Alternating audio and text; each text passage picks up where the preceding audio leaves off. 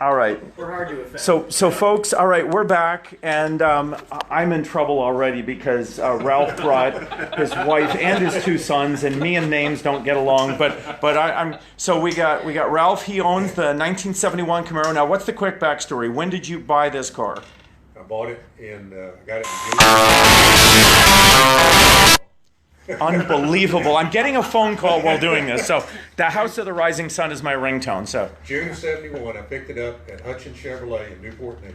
June of '71. So it's a local car. Yeah, I mean, I was purchased in Newport News. I was born and raised in Newport. Wow. So. And that's the car that I went to college in. That's the car that my wife and I dated in. Well, and just leave it. This is a PG show, so we won't. We are not going to take that any farther. No, we had our honeymoon in it. You honeymooned in that car. Where'd you guys go on your honeymoon? We went to Nag's Head. Okay, very cool. And spent a few days there. So wait a second. What year did you get married? We got married in 75. Okay, so the car was still fairly new. It was only 4 years old at the time. All right. Did he hot rod it back then, Faye? Indeed. He did? So he drove it fast? Now, let me explain something. Do you think it is today faster or slower than it was back in 1975? Well, Quite a bit faster. given that the stock motor is out and a new motor is in that's got a 200 horsepower jump, I'm assuming it'll be faster. You know, it's more than a 200 horsepower jump, right? No problem.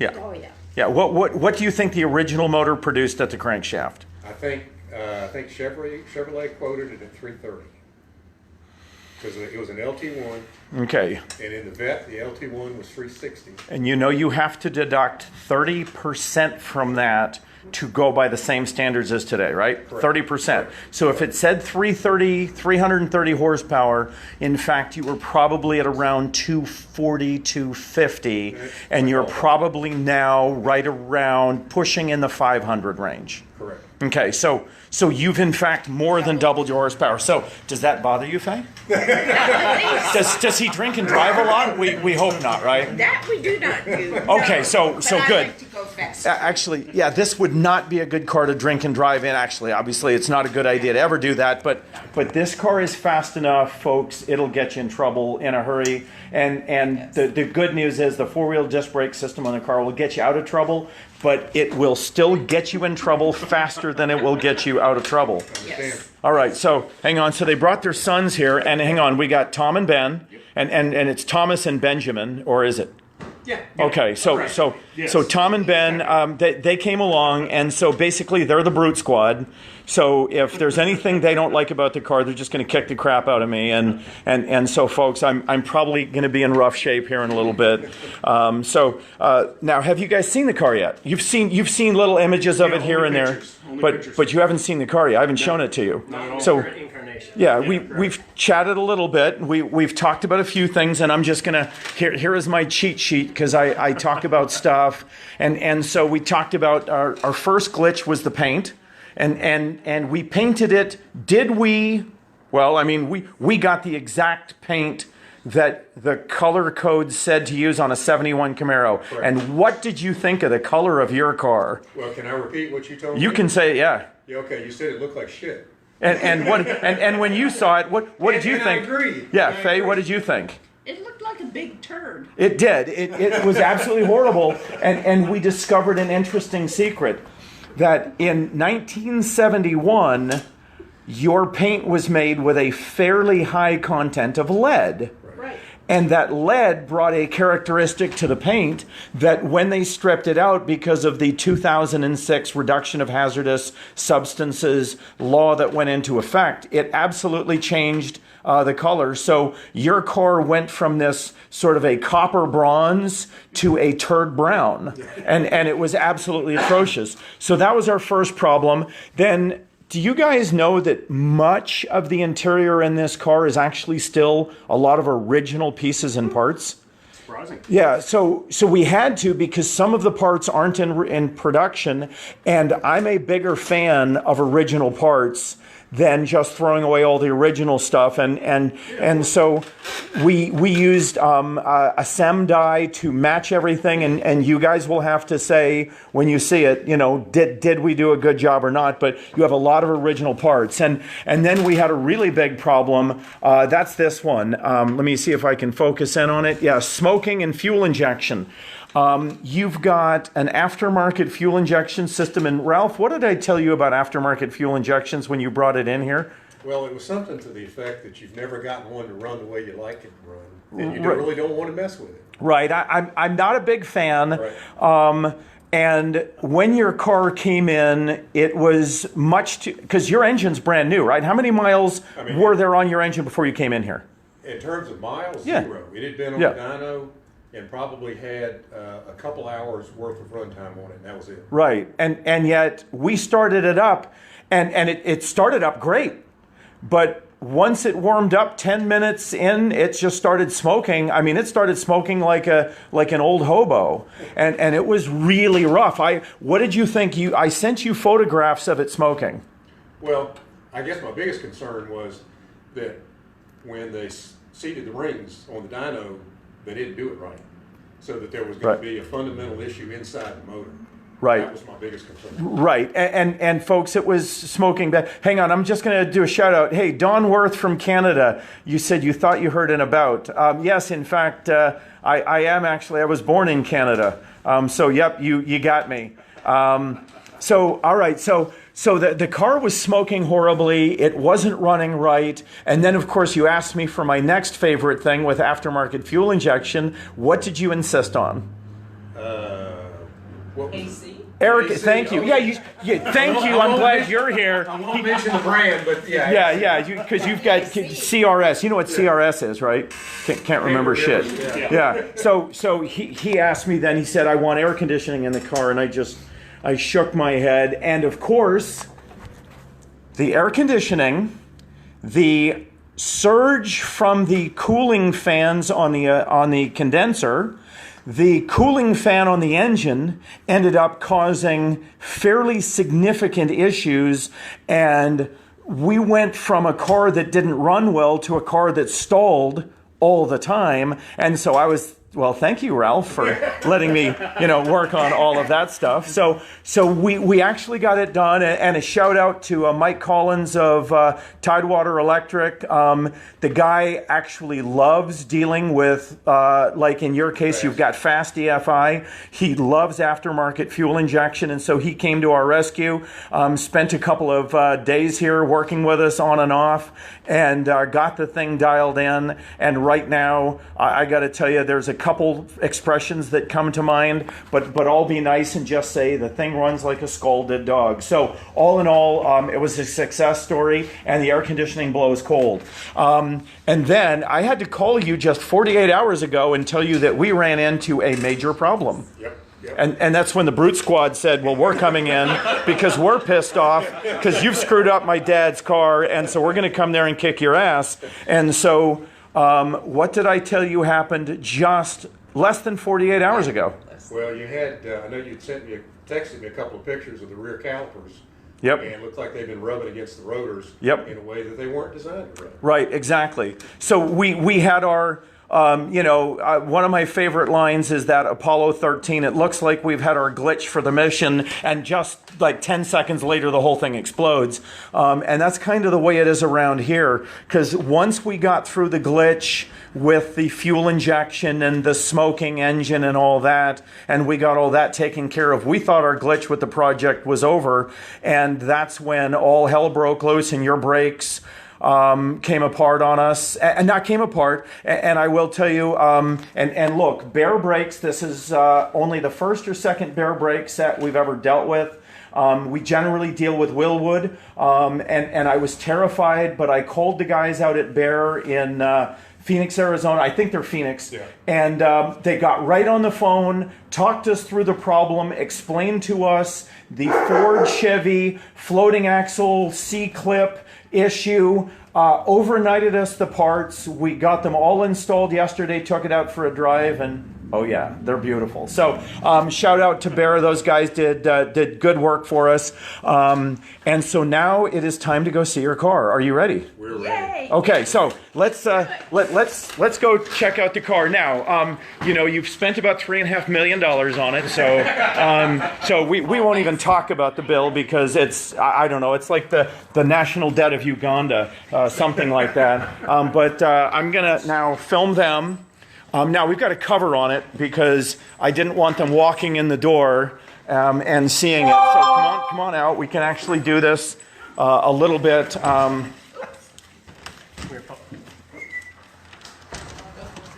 How's it going? And all right, so FedEx is here. Actually, you guys came through with us, delivering the brakes in just over 12 hours. Just over 12 hours after they were loaded on the car, they were delivered to us.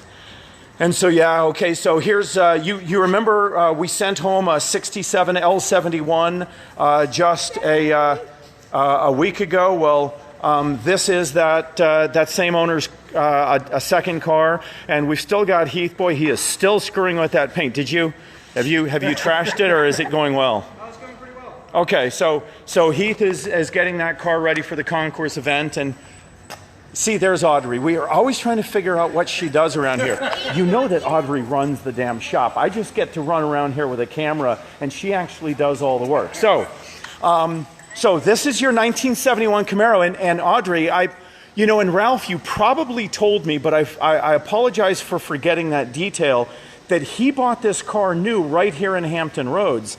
So this car is really just come home now. They're going to do something today actually tomorrow with this car. They're going to drive this car back to Tennessee. Now, let me explain something. God visits Virginia every once in a while, but he lives in Tennessee. I'm convinced about it. Tennessee, my absolutely favorite state in the whole nation. So they're driving it back to Tennessee. Makes me a little bit nervous because, we've put some miles on it, but remember, we just had a catastrophic brake issue with it just 36 hours ago that we had to deal with, and we've taken care of all of that. But it's one of those where we're about to. You ever see those birds that jump off the cliff and they have to make it all the way to the ocean so they don't get eaten by foxes? Well, I'm just kind of hoping there ain't a fox out there for you guys. So now, folks, this is the first time they get to see it. So Audrey, if you can grab the tarp there, and we're going to peel it back and straight back. So here is your, once again, brand new 1971 absolutely badass Camaro. That looks fabulous. Oh, it's That gorgeous. looks fabulous. Oh, it's gorgeous. So Gorgeous. I think the car came out just magnificently. Now, what do you guys think of the color, which was our first just major glitch? It's stunning. It's Stunning. it's Gorgeous. yeah, it's got that very rich, it's got that copper gold sort of hue going on. Oh yeah, there's dust just from It's dog hair. We have it in. yeah, dog hair. We do have dog hair because Heidi, the shop dog, takes care of things. But here I'm taking a video of you guys actually in the roof. Wait a second, Faye. Say hi on the roof to everyone. So what do you think? What do you think of the depth of the clear? It is absolutely gorgeous. Yeah, it's a nice combination. So are you glad we got rid of the turd brown? Oh, you better believe that. Oh, Holy cow. Okay, so what do you think? Now this is not your car, but No. It's stunning. It's absolutely gorgeous. yeah, not bad for a 50-year-old beast, huh? No, not at all. I mean, you realize the car is nearly at its. Now that kind of dates you, Ralph. I'm sorry to say, but the car is coming close to its 50th birthday. It brings back a lot of memories as well, kids. the stripes are perfect. Look how good the stripes Yeah, are. they're deep and what you'll notice is obviously you want the stripes to be under the clear, right? That's what I'm feeling. Yeah, Oh, stripes are under the clear, as they're supposed to be, right? I mean, look how they match and everything. Look how they match. Have you forgotten? I did. Okay, all right, good. I was going to say every once in a while I reach in. Okay, so yeah, well, of course you want to look at the engine. Well, okay, folks, we'll look at the interior later, apparently. He's rewriting the plan. All right, so this is the we're in the 500 horsepower range.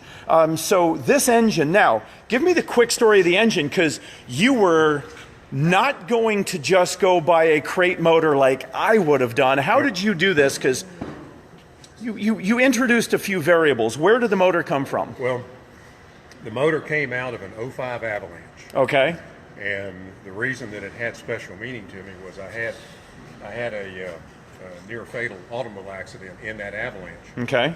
And I won't go into the details of the accident, but as it turned out, the motor was still good. And as I was laying in Vanderbilt Hospital recovering For a month. I decided that there is a way to make lemonade out of lemons. Okay. So, boys and I pulled the motor, took it to a race engine shop in Crossville. It was Mondello's. Okay. Kept the block, the crank, and the heads. They did a lot of head work on it, bigger valves in it, single 4-barrel manifold, a fast throttle body fuel injection, MSD ignition. And I asked them to build me a good stout street motor Yeah. run on pump gas. Yeah. So they dynoed it, and I think it dynoed at a little over 520 horsepower. Okay. That sounds about right. And it has special meaning to me. Yeah. And I'll tell you that for me, the difficulty was, and by the way, the shop that built the motor did a phenomenal job, okay? But what we didn't know is we had a problem, and the engine was smoking. And I'm going to show you the culprit. Okay, folks? This little guy right there, you see this little filter? Yep. That filter is doing nothing more than taking environmental atmospheric pressure air and allowing the engine to breathe. So that little line had been connected to engine vacuum, and that's all it took. That line connected to engine vacuum, and this motor was smoking. We got that line disconnected. We had to do some programming and rewickering of the fuel map on the fuel injection system. And then we had to get rid of the oil because it had already been contaminated with gasoline. But once we did all that, well, you guys will see in just a little bit. Let me explain something. Ralph, when you grab second gear, just hang on, because really this car can and will get away from you. This car will roast the tires. And so just, get used to it. Think of this as sort of your first date again with your supermodel wife, years ago, that you have to go out and sort of relearn the system, because it really does run differently than anything you will have ever experienced in this car. This Now, is so fantastic, Dan. It is okay, so good. You get to see the interior. These guys, look at them. No, screw my that. God. Forget you guys. We're not going to talk to you guys. We're going to. So here, jump in. The AC looks like it's always been there. So we It just looks. It looks like it's always been Yeah. a part of it. And Mr. Original Parts, right. I mean, There's a that's lot what- of original stuff I in here. know, but You- this looks like it was original. So that's the original console, original steering wheel, original. This is actually a 1970 Camaro Dash. It is not a reproduction. How in the world you ever found Well, that? I'll never yeah, know. that was. I got to tell you, I had to search for a long time to find. An almost 50-year-old Dash in nearly pristine shape, and it isn't perfect, but it's really a nice Dash. If you couldn't have found any Yeah. better. So do you like the interior? Because of course these love guys. it. Are you yeah, look at that. All I see is butts from here. This is. I know. Well, Yeah. see more. Butts. So I'm assuming that's Ben's butt I'm That seeing is, here, right? And yes. then there's Yes. if he turned around, we're seeing the other side. See, So. yeah. So yeah, and by the way, so those are your Wow. original seat belts, just cleaned up. They look They fantastic. were in fairly rough shape. So we saved as many of your original parts as we could and restored everything that we needed to. So what do you think of the color of the inside now? It's The color fabulous. match and all that. It's it's. Well, I'm going to talk to Faye. She's way nicer because he's over there staring at the engine and is ignoring me. And here, look at this big scratch. Oh, hang on. Okay, that was a dog hair. Yeah, we don't have scratches here. We just, but let me tell you, the dog hair, because see, Heidi watches the shop for us. She makes sure that the nice people hang out and the bad people stay away. And so we do have to deal. Well, you can see she's doing her job right here. She's very interested in what we're doing. So the dog hair will get on things, and at times I will freak out because it looks like there's a great big, you know, like a 1.5 inch scratch in paint, and in fact it is just dog hair. So, yep, you see, you can't get away from it. You will have dog hairs no matter what you do in this shop. So, I'm going to actually let these guys actually, why don't you take a moment, because you haven't done one thing yet. Yeah, there's actually something you need to do. So, He's in it. I'm assuming the keys are, yeah, your keys are there. So what do you think of the clutch? Are you? It feels good. Okay, good. It's not real heavy. Yeah, I would, like I said, I would call this about a medium clutch, right? Yeah, roger that, Nicholas. This is a body by Fisher. And by the way, there's an old school point. Did you know that Fisher actually built coaches, as in stage coaches, back in the 1800s? Same company today that became Fisher that built all of these Camaro bodies. So anytime you see this, that stagecoach is actually going back to the heraldry of the Fisher car company, or Fisher stagecoach company. Where did Audrey go? Hang on, Nicholas. I'll bring Audrey back out here in a little bit. She's actually probably working while I'm screwing off here. Okay, so it's time. Go ahead and fire it up. And remember, don't give it gas, right? Just turn the key.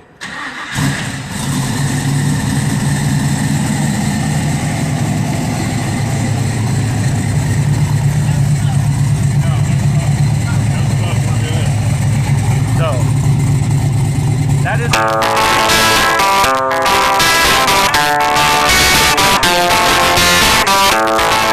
the rising sun. Somebody's trying to call me again, but I'm not going to answer. So, does the sound of the motor and the car... Oh, wait a second. You haven't hit the cutouts yet.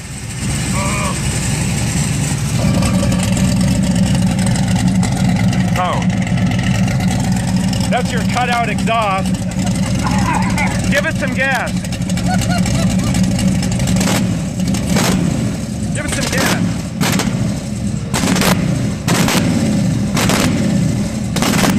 Okay.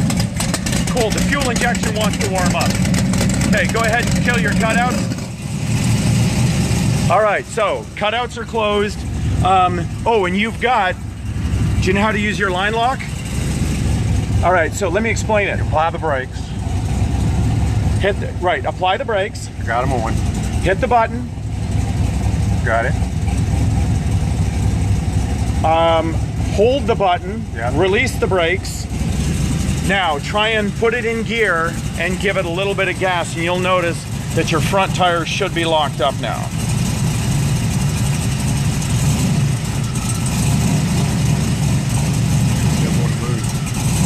Well, are you in gear? Yeah. Okay, so you are locked. Okay, release the button, your line lock is off. So this car has a line lock for doing extra special burnouts. In the original console, we've got his open and close headers, and then that's your Bluetooth for your radio in the center. So we've integrated a few modern controls inside the console, and of course what everybody needs, which is your phone charger and your interface. So the car is now equipped with all those modern conveniences. So I think it's time to take it out for a ride, isn't it? Make it close. Yeah. All right, so folks, I'm gonna let them go, and then we're gonna catch up with them after they come back. But actually, okay, who's going? The only reason I don't want 4 people in the car right now is because burnouts are nowhere near as fun with 4 people in a car as they are with 1 or 2. So who wants to go? Mom, it needs to be Mom. Yes. No. You should go. You should go. I thought you and Ralph No. were going. You and Ralph. I did not marry that man. You did. We'll take pictures. Okay, so go out and have fun. Now, tell him not to go too crazy, because seriously, this car does have a lot of power, okay? Oh. No shit, Sherlock. Apparently, I have an amazing grasp of the blatantly obvious. All right, so... Intuitively obvious to the most casual observer. sir. There you go. All right, you said it nicer than I did. All right, so you know you've got the double seatbelt system, right? No. So yeah, this is the original seatbelt system. So this, so one of those you use here, and then if you want, the other one is here. And hang on, you unvelcro it, and then you strap that in, and then just sort of snug it. Now, don't get it too tight, because try and reach forward. Yeah, you see it. It is an absolute hard lock. So just, I would make it snug but not tight. Okay? So, Ralph, Yes, sir. take it easy on your first time around the block. My recommendation is make a right, and do right circles, or if you're going to turn left, go stay on like Killam and then make right circles around there just to get used to the car, okay? We'll do right circle. Yeah. You know what? I liked the hood, and I thought I would not. The cowl hood? At all. Yeah. Yeah. So that. In general, I do not like cowl hoods. This one. So you like it? Very good. Oh, and by the way, if you want to, it'll take away a little power, but you can run the AC right now if you want to. Okay. Just All right. everything is ready to go. So have fun. Thank you. Absolutely.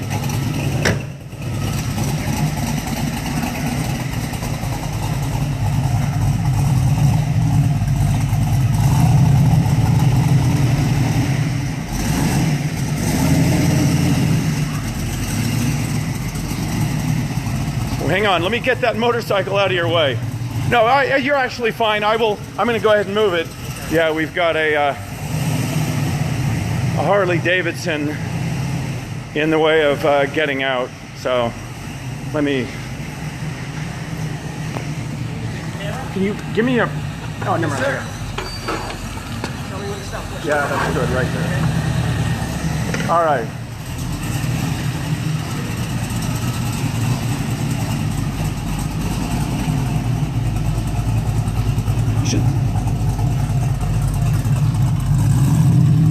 And you can see again the damn dog hairs.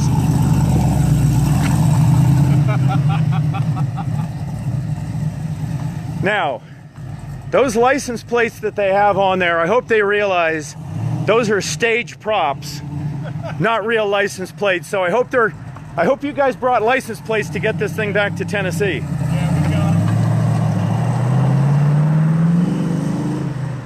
That is a pretty car.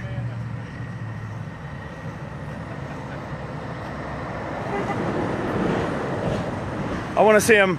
We'll, folks, I'm going to hang on for one more minute and walk down here because I want to see him come around the corner.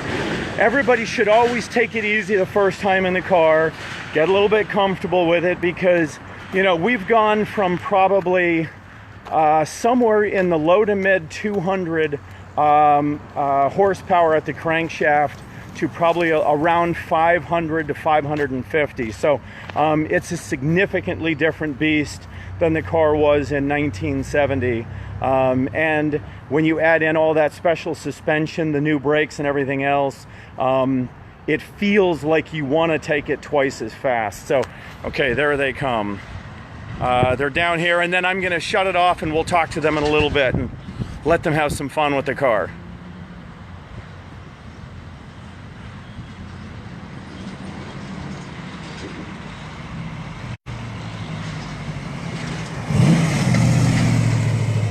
He was supposed to stop. Apparently, he's got. It's fun to drive. Yeah, he's. What? So, what do you think? You think your dad likes this? Oh, this is a dream come true. Yeah. Absolute dream come true. Yeah. This is unbelievable. So you call a shit-eating grin there. So, are you guys happy with the overall look of the car? It's stunning. Yeah. Okay, but I told you, and this is something we discussed, right? That's still a 95-point car, and what I mean by that is I can find little blemishes and little things on the car, and the difference between 95 and 98, first of all, most people can't even see, but the cost differential is massive. So, you know, this car was built at quite a decent price point, and yet is still, I think it's just stunning. It's flawless. And I appreciate you saying that. I happen to know it's not flawless, but I think it's a magnificent car. Casual observer. Oh, it is yeah, absolutely flawless. this car, if it goes to like a local show with 200 or 300 cars, will most likely be the nicest car at that show. Okay, well, he's taken off somewhere. So, all right, folks, I'm going to stop it for the moment. We'll catch up with them when they come in and after they've had a chance to drive it for a little bit. I have a feeling the circles around the shop will get a little faster and faster with each subsequent one. So we'll catch up with Ralph and Faye in just a little bit. All right, so Ralph, you've had a chance to drive your car. Got used to it a little bit, right? You had a few minutes, and then once you felt comfortable, you played with the throttle a little bit more. I did. Broke so what do you tires think? Loose. Yeah, Broke tires. That's fun. Yeah, And accelerating to where you feel pressed back in the seat is a good feeling. yeah. I think the male brain responds to forward acceleration, and I think this is going to deliver. So is this as much car as you were hoping to get out of this experience? Yeah, without a doubt. Without a doubt. I mean, I knew it would be more of a car than the original Z28 Right. I bought. And it has not disappointed. It sounds good, it accelerates good, it steers well. It feels like a new car, but a more powerful car. Okay, so all in all, the experience in terms of the paint, the color, the wheels, just the whole experience, would you say that this experience, you know, because you spent money, right? I mean, it is not cheap to build a beautiful car, right? But are you happy with the experience, the money, the communication, and everything it took to put this car together? Oh yeah, the whole package. I mean, you were great letting me know when there were issues, and we worked together and dealt with them pretty promptly. So communication was good. It fit within the budget that was originally estimated based on your online projects. It's just what I wanted. The details are what I wanted. The exhaust pipe, down to the exhaust pipes. I wanted stock looking exhaust. Basically, I wanted a relatively stock looking Z28, but upgraded to modern internals, and it fit the bill. It's perfect. Okay. I'm good. So what we're going to do right now is, look, folks, Faye and Ralph have been very generous, and they've bought lunch for the guys, so we're going to go in there. Del Vecchio's brought pizza, and I mean, if you're going to eat pizza, like Kevin Malone said on The Office, you don't want to eat a hot circle of garbage, and so Del Vecchio's does a really good job with that. So come on in, and I want you to meet the guys that build the cars. And well, there's Bill. Say hello, Bill. So Bill, we call him the soft guy because he does all the soft stuff. Isn't that right, Bill? So are you coming in for lunch? Okay. All right, so come on back in, and here's Pops. Now, in this case, Pops, and we're just going to break Pops' heart here, just on live Facebook television. Pops, yeah, we are, because Pops, did you work on the 71 Camaro Z28? No. See, yeah. But wait a second. Pops is an airplane guy, so that's why Pops, didn't work on it. Okay, so here's Mike, and Mike, what's your ancestry today? Today is Mexican. Today Mike is Mexican. He's a little confused. I actually think he's gender confused, but we will deal with that on a separate Facebook event. Speaking of gender confused, we've got Mike here. Now, Mike, you played a fairly significant role in the 1971 Camaro Z28, which, by the way, I forgot to tell you because I had forgotten it myself. Ralph bought it in 1971 from Hampton Roads. Really? Newport News. Yeah. Cool little piece of the puzzle. Yeah. Yeah. Now here's the part that scares me. He wants to drive it tomorrow to Tennessee. Guess what happens when a car that's sort of born here and raised here and came back to get fixed? What do you think it's going to do when he tries to drive it out of Hampton Roads? Show up on a trailer. Yeah, it may just. The expression is a little crude, but it may shit the bed just because it's a Hampton Roads car, and so I think that may curse it. So what do you think, Audrey? People were asking, where were you? I was working. Oh, okay, so Audrey was working. She was, okay, so folks, come on in. I can smell the pizza, and the rest of the guys are coming in because it is lunchtime. There's Chris, and Chris, actually, he did a lot of the dash, the kick panels. Chris was fairly involved in your 71, your door panels, a lot of the final build. Actually, didn't you do like a lot of the exterior build too? Yeah, trim some of the wiring. Yeah. Speaker install. Okay. Rear deck panel. Yeah. Yeah, Chris was a school teacher before he came here, and dealing with kids. Well, you're just dealing with kids here, so we're just it's just another group of kids here at the shop. Hang on, let me get all the lights turned on. So yeah, this is Del Vecchio's Pizza. Some of the best. Hang on, let me get this place turned on so we got some light in here. You guys can actually see. Hey, Frank from Windsor, Ontario. Those were my stomping grounds. I actually spent not actually in Windsor. I was in Coal Lake, Alberta, and then when I went to Ontario, I lived in both Toronto and Ottawa. So, hey to Canada, Nova Scotia. Well, now wait a second. Federico. Wait a second. I'm probably spelling it or saying it wrong. Federico Miguel from France. Comment allez-vous? Thanks for joining us. So this is Andy. Andy, it was you and Wayne. I know Wayne did the metal work, but you guys both together did some of the body work on it, didn't you? Or No, Wayne did the metal work, and then Buddy did the body work. oh, Buddy did the preponderance. Unfortunately, I Okay. did not have a participant in that Camaro. I wish I did. Okay. So Andy, you get to break in now. Here's Chris. Now, Chris, what happened 36 hours ago with this Camaro that just made your day? The whole rear brake system went to hell in a handbasket. Yeah, and the thing is that Chris had just driven it, and he said, Dan, it's good. And I said, well, come on in, let's go for a ride. And I took it around the block, and so who actually gets credit with braking the car? You do. Yeah, that would be me. But, I mean, we hit it, and you just about came out of the seat because it was on his side of the car, and it did not sound good. So, well, hey, folks, look, just, do we have plates? Yeah, there are plates, everybody. Please, start eating. Chris, grab some food. Wayne, this is the guy that did the metal work on your car. So Wayne took your car from a raw shell and turned it into an actual 71 Camaro. So, Wayne, they actually kind of like the car. Well, I would hope so. Got a lot of hours in that thing. Yeah, you do. Now, did you do some of the body work too, or did Buddy do? Yeah, I did block 1 on it. Okay, so you did the initial block? Okay, so Wayne did, see, we divide our body work into 3 blocks. Block 1, which is all the roughing in work. Block 2, which is basically gaps and lines and cleaning it up. And then block 3, which is pinholes and imperfections. Now, I'm going to close out because Faye is so much better on camera. Women do so much better on camera than men. So, I don't think so. Faye, you got a chance to go for a ride in this car, and you got to see your husband. So did this sort of remind you a little bit of the guy that picked you up on that date back in the 70s? You'd better believe that. Yeah. So He's still my guy after absolutely. 48 years. 48 years. Yeah, So we've been married so- 44, been together 48.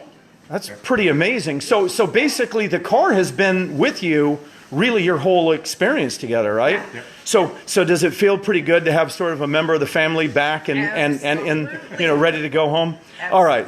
So folks, we can't end with a better ending than that. So we're going to sign off for now, but the car goes back to Tennessee, and God forbid anything happens. I'm hoping I don't get a phone call because that stuff does happen, something in the middle of the night. But if all goes well, they will be cruising the roads of Tennessee tomorrow.